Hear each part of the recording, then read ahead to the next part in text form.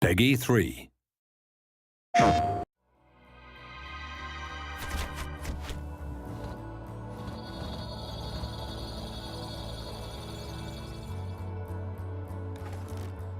When we first found out about PlayStation 4 and the features of the platform, we were really pleasantly surprised that they completely synced up with what we had in mind for Driveclub. It was almost a perfect storm, if you like. We had this desire to return back to realistic racing.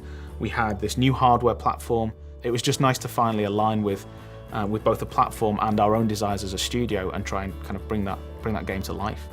One of the things that we really liked was this idea that this was for an integrated, social generation of gamer who are now used to immediacy, connectivity, and an untethered relationship with their video games, where they are in touch with those game worlds when they're on the bus, when they're at work, 24/7. We've taken everything that we've seen from the massive rise of social networks since the last console cycle, and really that's become a core pillar of what PlayStation 4 is all about.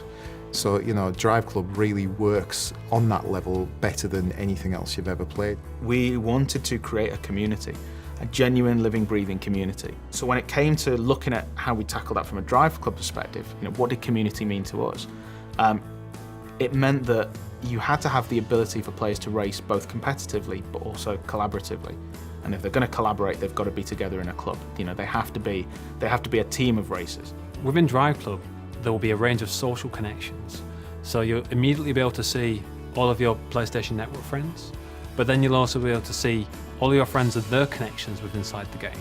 So you'll be able to see how your friends are connected to other people. But we'll essentially make it very easy using the social connection feature to be able to find the perfect club for yourself. What we want to achieve with Driveclub is basically a game which transcends the standard racing experience. We want to make it so that it's motivated and driven by the community itself. So it's very much a case of players getting involved, creating their own events, and actually building a community around the tools that we offer them.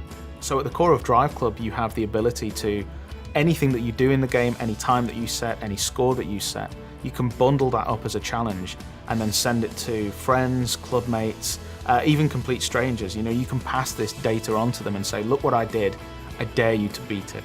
Challenges are not just to send and forget. Basically, you're put into a leaderboard with those people, and so for the set duration of the time of the challenge, you can compete to sort of better yourself. In addition, once the challenge has been sent out, if people like that challenge, they can start competing in it or even forward it on to their friends, and so there's an opportunity for those challenges to go viral.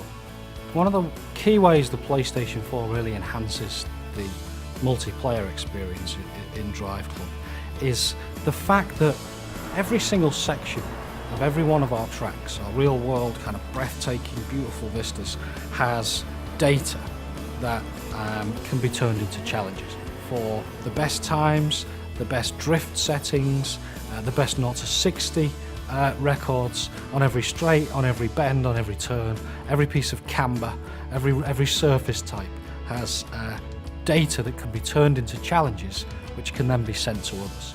That's only achievable on this console with this brilliant new emphasis on connected gameplay. Driveclub isn't a professional racing series. This isn't Formula One or IndyCar or anything like that. This is just a bunch of people that love cars, that love racing, that want to compete together, collaborate together, that just want to turn up to a location and just put their tyres on the asphalt, you know? We want to make sure that, you know, irrespective of your level of skill, whether you're a hardcore racer or just casual racer, that you can pick up and play. But it has those layers of depth inside there. So if you are a skilled player, you can shave off those tenths of a seconds per lap. But if you are a casual player, you can pick it up and play and still post a good lap time. We want people to be able to pick up the car and go, this is fun, I can tell the difference between that car and get around this corner, look at me drift, isn't it brilliant? You know, we've just expanded the model to the point where it's easy access, but difficult to master. It's very much a case of everything that we do in this game is going to make the player feel cool. We want to actually make people understand the fact that this isn't a hardcore racer. It's not a simulation in any way, shape or form. It's about having fun in cars on very fast roads. And of course, you know, being able to actually send out that information by cool videos, screenshots, and even sharing it to things like Ustream and the like is absolutely integral to that. You know, we want people to be viewing the information that we're sending out from every single player, so that they understand that this is a broad community and absolutely the best racing experience that they're going to have on the next generation console.